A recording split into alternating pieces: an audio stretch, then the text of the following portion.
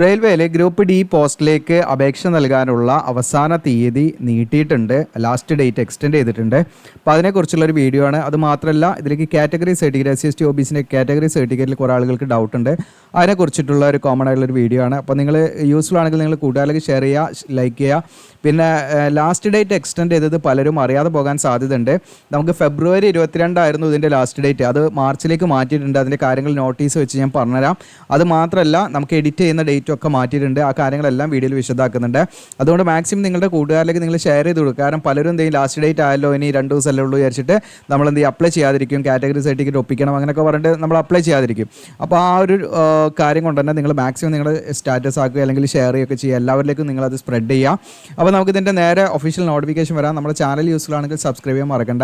അപ്പോൾ നേരെ നമുക്ക് ഒഫീഷ്യൽ നോട്ടിഫിക്കേഷൻ അതിൻ്റെ നോട്ടീസിലേക്ക് വരാം. നിങ്ങൾക്ക് കാണാം സെൻട്രലൈസ്ഡ് എംപ്ലോയ്മെൻറ്റ് നോട്ടീസ്. നിങ്ങൾക്ക് കാണാം 8/2024 ഇത് റിക്രൂട്ട്മെൻറ്റുമായി ബന്ധപ്പെട്ട് നിങ്ങൾക്ക് കാണാം 19/2, അതായത് ഫെബ്രുവരി, ഇന്നലെയാണ് നോട്ടീസ് വന്നിരിക്കുന്നത്.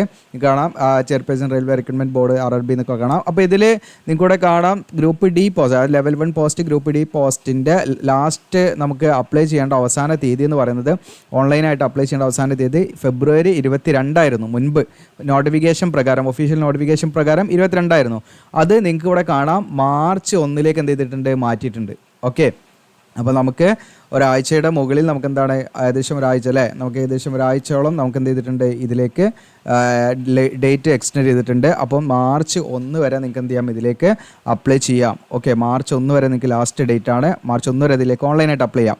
ഇനി നിങ്ങൾ ഓൺലൈനായിട്ട് അപ്ലൈ ചെയ്ത് നിങ്ങൾക്ക് ഫീ അടച്ചിട്ടില്ല, നിങ്ങൾ ഫീ അടയ്ക്കാൻ ലേറ്റ് ആയിട്ടുണ്ടെങ്കിൽ, അതായത് ഇപ്പോൾ ഫോർ എക്സാമ്പിൾ ഇപ്പോൾ നമ്മൾ മാർച്ച് 1 അപ്ലൈ ചെയ്യുന്നത് വിചാരിക്കാം. അപ്പോൾ നിങ്ങൾ ഫീ അടച്ചിട്ടില്ല.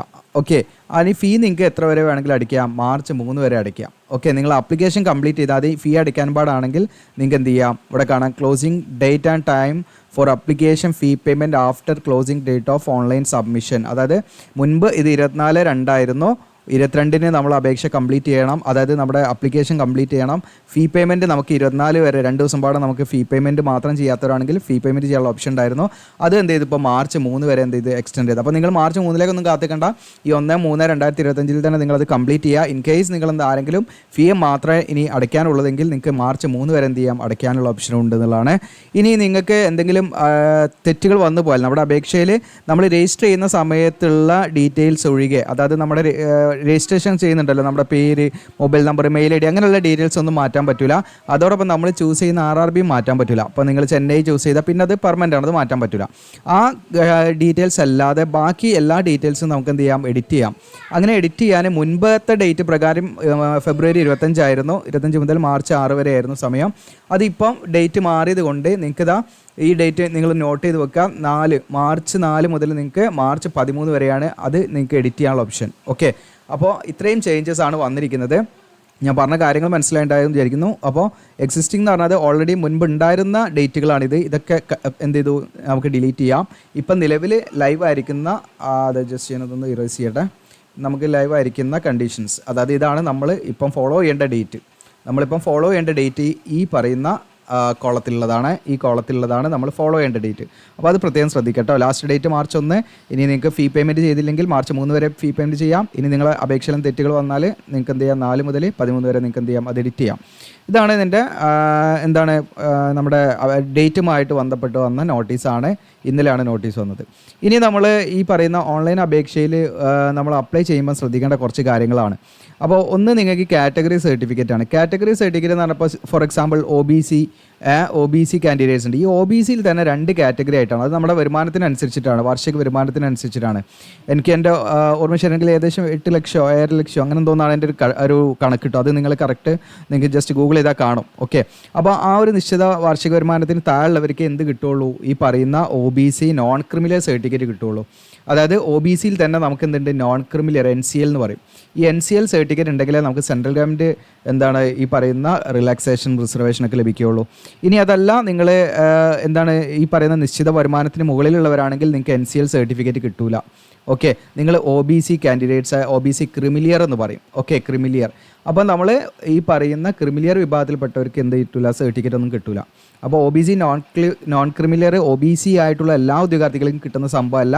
അത് നമ്മുടെ വരുമാനം ഇതൊക്കെ നോക്കിയിട്ട് ആണ് നമുക്ക് ഈ പറയുന്ന താലൂക്ക് നിശ്ചയം. അത് നമ്മൾ പ്രത്യേകം ശ്രദ്ധിക്കേണ്ട, വില്ലേജിൽ നിന്ന് എടുത്ത് പോരാ. ഓക്കെ. പിന്നെ രണ്ടാമത്തെ ഡൗട്ട് എന്ന് വെച്ചാൽ പലരും എന്താണ് ഡിജിറ്റൽ കോപ്പി നമ്മുടെ റെയിൽവേയുടെ കോപ്പിയും അതിൻ്റെ കാര്യങ്ങൾ ചോദിക്കുന്നുണ്ട്. അപ്പോൾ അത് ഞാൻ വീഡിയോയുടെ ഡിസ്ക്രിപ്ഷനിൽ ഞാൻ അതിനെക്കുറിച്ചൊരു വീഡിയോ ചെയ്തിട്ടുണ്ട്. നമ്മുടെ വീഡിയോയുടെ ഡിസ്ക്രിപ്ഷനിൽ ഞാൻ ഒരു ലിങ്ക് തരാം, അപ്ലൈ ആവുന്നുണ്ട്. അതിൽ നിങ്ങൾക്ക് RRB ഗ്രൂപ്പ് ഡിൻ്റെ ആ ഒരു പോസ്റ്റ് തന്നെ തരാം. താഴെ സ്ക്രോൾ ഡൗൺ ചെയ്യുക, കാരണം അതിൽ എല്ലാ ലിങ്കുകളും ഞാൻ ആഡ് ചെയ്തിട്ടുണ്ട്. അപ്പോൾ നിങ്ങൾക്ക് ഇതാ നമ്മുടെ നോട്ടിഫിക്കേഷൻ വീഡിയോ ഇതിപ്പോൾ നോട്ടീസ് നമ്മൾ കാണിച്ച നോട്ടീസാണ്. അതുപോലെ തന്നെ നോട്ടിഫിക്കേഷൻ നിങ്ങൾക്ക് ഒന്ന് ഡൗൺലോഡ് ചെയ്തെടുക്കാം. അപ്ലിക്കേഷൻ ഫോം നിങ്ങൾക്ക് അപ്ലൈ ചെയ്യാനുള്ള ലിങ്ക് ഇതിൽ ക്ലിക്ക് ചെയ്താൽ നിങ്ങൾക്ക് എന്ത് ചെയ്യാം, നേരെ RRBയുടെ റിക്രൂട്ട്മെൻറ്റ് പോർട്ടലിലേക്കാണ് പോവുക. ഓക്കെ. അപ്പോൾ നിങ്ങൾക്ക് എന്ത് ചെയ്യാം, അതിലേക്ക് ഡയറക്റ്റായിട്ട് പ്രവേശിക്കാൻ പറ്റും. ഇനി അടുത്തത് ഓക്കെ, അടുത്ത നോട്ടിഫിക്കേഷൻ വീഡിയോ ആണ്. നോട്ടിഫിക്കേഷൻ വീഡിയോ നിങ്ങൾക്ക് ഇവിടെ കാണാം. ജസ്റ്റ് ഇത് ക്ലിക്ക് ചെയ്ത് കൊടുത്താൽ യൂട്യൂബിൽ നമ്മൾ ചെയ്ത നോട്ടിഫിക്കേഷൻ വീഡിയോ കാണാം. പിന്നെ രജിസ്ട്രേഷൻ വീഡിയോ, അതായത് ഫോം ഫില്ല് ചെയ്ത വീഡിയോ എങ്ങനെയാണെന്നുള്ളത് ഇത് ഞാൻ കമ്പ്യൂട്ടറിൽ എങ്ങനെയാണ് ഫോം ഫില്ല് ചെയ്യുന്നത് സ്ക്രീൻ റെക്കോർഡ് ചെയ്താണ് ഈ വീഡിയോ. ഓക്കെ. അപ്പോൾ അത് വെച്ചിട്ടും നിങ്ങൾക്ക് എന്തെങ്കിലും സ്വന്തമായിട്ട് ചെയ്യാം. ഇനി നിങ്ങൾക്ക് നമ്മൾ ചെയ്ത് തരണമെങ്കിൽ ഈ പറയുന്ന വാട്സപ്പ് ലിങ്കാണ്, കോൺടാക്ട് ചെയ്താൽ മതി. ഇനി അതോടൊപ്പം നിങ്ങൾക്ക് ഇവിടെ കാണാം SC/ST OBC സർട്ടിഫിക്കറ്റ് വീഡിയോ.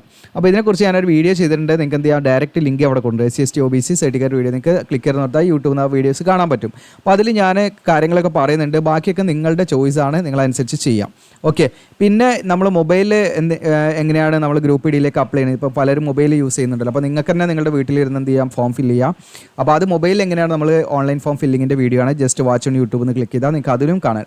അപ്പോൾ നമ്മൾ കമ്പ്യൂട്ടറിൽ ചെയ്ത് നമ്മൾ ഓൾറെഡി പറയുന്ന ആപ്ലിക്കേഷൻ വീഡിയോ ഓൾറെഡി ചെയ്തിട്ടുണ്ട്. അത് കൂടാതെ മൊബൈലിൽ എങ്ങനെയാണ് ചെയ്യുന്നത്, അങ്ങനെ 2 വീഡിയോ ഫോം ഫില്ലിംഗ് വീഡിയോ തന്നെ നമ്മൾ ചെയ്തിട്ടുണ്ട് കേട്ടോ. അപ്പോൾ ആവശ്യമുള്ള ലിങ്കുകളൊക്കെ നിങ്ങൾക്ക് ഇവിടെ കിട്ടും. അപ്പോൾ അത് നിങ്ങൾ ശ്രദ്ധിക്കാം. ഇനി അടുത്ത കാര്യം എന്ന് പറയുന്നത്, അപ്പോൾ ഈ പറയുന്ന OBCൻ്റെ ഫോർമാറ്റിലുള്ള കാര്യങ്ങളാണ് ആ വീഡിയോയിൽ പറയുന്നത്. അപ്പോൾ അത് കണ്ടാൽ നിങ്ങൾക്ക് ക്ലിയർ ആവും. ഇനി രണ്ടാമത് SC/ST അല്ലെങ്കിൽ മറ്റു AWS കാൻഡിഡേറ്റ്സ് ഒക്കെ ആണെങ്കിലും ഈ സെയിം കണ്ടീഷനാണ്. താലൂക്കിൽ നിന്നാണ് നിങ്ങൾ ഇഷ്യൂ ചെയ്ത് വാങ്ങേണ്ടത്. അതായത് സെൻട്രൽ ഗവൺമെൻറ് പർപ്പസ് ആയിരിക്കണം, കാറ്റഗറി സർട്ടിഫിക്കറ്റ് ആണ് വേണ്ടത് നിങ്ങളുടെ. ഓക്കെ. അപ്പോൾ അത് പ്രത്യേകം നിങ്ങൾ ശ്രദ്ധിക്കുക. അത് നമ്മൾ ഓൺലൈനായിട്ട് അപ്ലൈ ചെയ്യുന്ന സമയത്ത് നമ്മൾ എന്ത് ചെയ്യണം, അതിൻ്റെ ഇഷ്യൂ ചെയ്ത ഡേറ്റും ഇഷ്യൂ ചെയ്ത അതോറിറ്റിയും എല്ലാം നമ്മൾ കൊടുക്കണം. നമ്മൾ ആ ഒരു ഡോക്യുമെൻറ്റ്സ് നമ്മൾ അപ്ലോഡ് ചെയ്യേണ്ടതായിട്ടുണ്ട്. ഓക്കെ. അപ്പോൾ നിങ്ങൾക്ക് SC/ST ആണെങ്കിൽ നിങ്ങൾക്ക് ഫ്രീ ആയിട്ടുള്ള ട്രെയിൻ പാസ് കാര്യങ്ങളൊക്കെ ലഭിക്കുന്നതിനൊക്കെയാണ് പ്രത്യേകമായിട്ട് നിങ്ങൾ ശ്രദ്ധിക്കുക. എന്തായാലും വാലിഡ് ഉള്ള സർട്ടിഫിക്കറ്റ് ഉണ്ടായിരിക്കണം. അപ്പോൾ നിങ്ങൾ വാലിഡ് ഉള്ള സർട്ടിഫിക്കറ്റ് എടുക്കുക. ഇനിയും 1 വീക്ക് നിങ്ങൾക്ക് സമയമുണ്ട്. എടുക്കാത്തവരാണെങ്കിൽ അത് എടുത്തിട്ട് ഇതിലേക്ക് അപ്ലൈ ചെയ്യാം. ഇനി നിങ്ങൾ ഓൾറെഡി അപ്ലൈ ചെയ്തു, നിങ്ങൾ എന്താണ് വാലിഡ് ആയിട്ടുള്ള സർട്ടിഫിക്കറ്റ് അല്ല കൊടുത്തത് എങ്കിൽ നിങ്ങൾക്ക് എന്ത് ചെയ്യാം, ഈ എഡിറ്റിംഗ് ഡേറ്റിലുണ്ടല്ലോ, ജസ്റ്റ് ഒന്ന് ഇറേസ് ചെയ്യട്ടെ. ഈ എഡിറ്റിംഗ് ഡേറ്റിൽ നമുക്ക് എന്ത് ചെയ്യാം, അത് എഡിറ്റ് ചെയ്യാം കേട്ടോ. ഈ എഡിറ്റിംഗ് ഡേറ്റ് നിങ്ങൾ പ്രത്യേകം ഓർത്ത് വെക്കുക. ഇതിൽ നിങ്ങൾക്ക് എഡിറ്റ് ചെയ്യാം. ഇതിൽ എഡിറ്റ് ചെയ്യാൻ പറ്റാത്തത് ഇവർ പറയുന്നത് നമ്മൾ ക്രിയേറ്റ് ആൻ അക്കൗണ്ട് എന്ന് പറയുന്നത്, അതായത് രജിസ്ട്രേഷൻ്റെ സമയത്ത് കൊടുത്ത ഡീറ്റെയിൽസും പിന്നെ നമ്മൾ ചൂസ് ചെയ്ത RRB മാത്രം, അതായത് റെയിൽവേ, ഫോർ എക്സാമ്പിൾ ചെന്നൈ ആണെങ്കിൽ ചെന്നൈ, അല്ലെങ്കിൽ നമ്മൾ മറ്റേതെങ്കിലും ആണെങ്കിൽ അത് നമുക്ക് എന്ത് ചെയ്യാൻ പറ്റില്ല, നമുക്ക് വീണ്ടും ചേഞ്ച് വരുത്താൻ പറ്റില്ല. അതും നമ്മൾ ക്രിയേറ്റ് ആൻ അക്കൗണ്ട് എന്ന് പറയുന്ന സമയത്ത് കൊടുത്ത ഡീറ്റെയിൽസ് നമുക്ക് എന്ത് ചെയ്യാൻ പറ്റില്ല, ചേഞ്ച് വരുത്താൻ പറ്റില്ല. ബാക്കിയുള്ള കാര്യങ്ങളൊക്കെ 4/3/2025 മുതൽ 13/3/2025 എന്ന് പറഞ്ഞാൽ ഇത്രയും ദിവസങ്ങൾ നിങ്ങൾക്കുണ്ട്. ഇതിൻ്റെ ഉള്ളിൽ നിങ്ങൾക്ക് എന്ത് ചെയ്യാം, എന്തെങ്കിലും തെറ്റുകൾ നിങ്ങളെ കയ്യിൽ നിന്ന് വന്നു പോയിട്ടുണ്ടെങ്കിൽ നിങ്ങൾക്ക് എന്ത് ചെയ്യാം, അത് എഡിറ്റ് ചെയ്യാനുള്ള ഓപ്ഷൻ ഉണ്ട്. എഡിറ്റ് ചെയ്യുമ്പം വീണ്ടും ശ്രദ്ധിക്കണം, തെറ്റുകളൊന്നും ഇല്ലയെന്ന് ഉറപ്പിക്കുക നിങ്ങൾ. ഓക്കെ. അപ്പോൾ അത്രയും കാര്യങ്ങളാണ് പ്രത്യേകമായിട്ട് ശ്രദ്ധിക്കേണ്ടത്. അപ്പോൾ നിങ്ങൾക്ക് 1 വീക്ക് ആവശ്യത്തിന് സമയമുണ്ട്. നിങ്ങൾ എന്ത് ചെയ്യുക, നിങ്ങളുടെ കൂട്ടുകാരിലേക്ക് മാക്സിമം ഒന്ന് ഷെയർ ചെയ്യുക. കാരണം പലരും ഈ ഡേറ്റ് എന്ത് ചെയ്യുന്നില്ല അറിയില്ല കേട്ടോ. എക്സ്റ്റെൻഡ് ചെയ്ത് അതൊന്ന് നിങ്ങൾ സ്റ്റാറ്റസ് ആക്കി വെക്കുക, അല്ലെങ്കിൽ നിങ്ങളുടെ കൂട്ടുകാരിലേക്ക് ഷെയർ ചെയ്യുകയൊക്കെ ഒന്ന് ചെയ്യാം കേട്ടോ മാക്സിമം. Okay, thank you.